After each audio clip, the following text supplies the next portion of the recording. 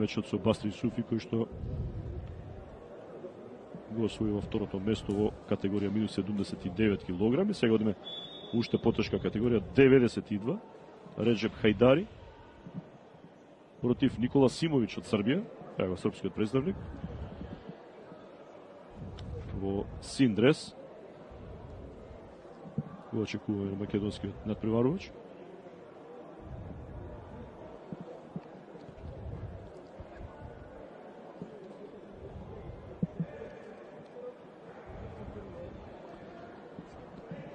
Да, тоа се двајцата борачи кои што се пријавени во оваа категорија, нема претходни настапи. Ева е практично финале. Интересно е што паралелно како се развиваше борењето слободен стил во Македонија, Србија го имаше борењето во грчко-римски стил. И тука немавме мешање обично, имаше обиди и од наша од нивна страна. И тоа се новите правила на Светската федерација, вклучувањето задолжителното вклучување на ефективна акција, многу убава на Хајдари.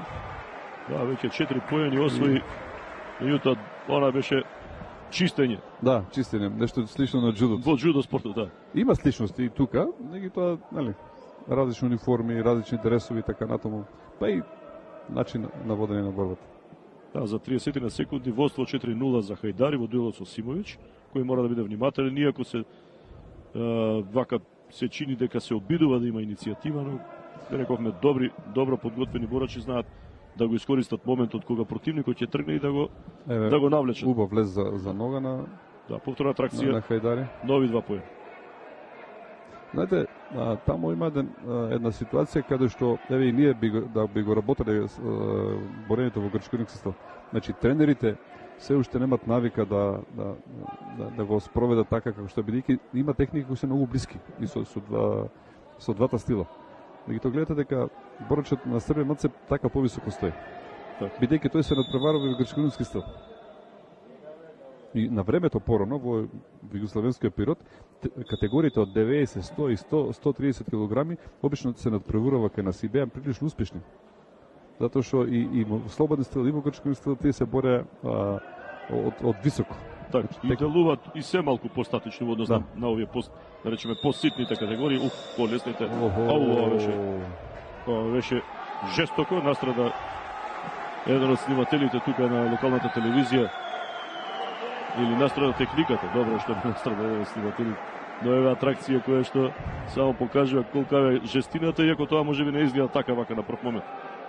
И тоа се случи надвор од дозволениот простор за борба. Во желба да ефектуира, можеби требаше поинако да пристапи.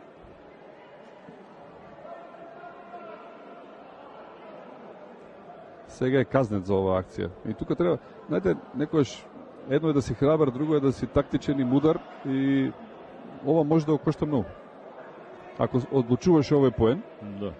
Значи таа јавна опомена може во една ситуација при изедначени бодови да биде победнички, да, решаваш. Да, инаку освоија по еден поен 20 борачи, 7-1 е резултатот. 4 минути и 20 секунди до крајот на мечот или минута и 20 до крајот на првата рунда. Еве колку може да биде опасно кога сте во непосредна близина, иако во борењето ретко се случуваат вакви ситуации до таму да дојде некој од борачите. И еве сега добар влез, го крена противникот, освојува уште 4 поени и завршува. Крај, да. Уште еден меч кој завршува со технички туш. Реджеп Хајдари во дуел со српскиот представник Никола Симович, категорија минус 92 килограми. Атрактивно, квалитетно, нема да споменам, во моментов делува некако еден од фаворитите да освои некој од престижните награди, но не само тој. Имаше неколку атрактивни борачи, кои што исто така победија со голем број на поени, со технички туш.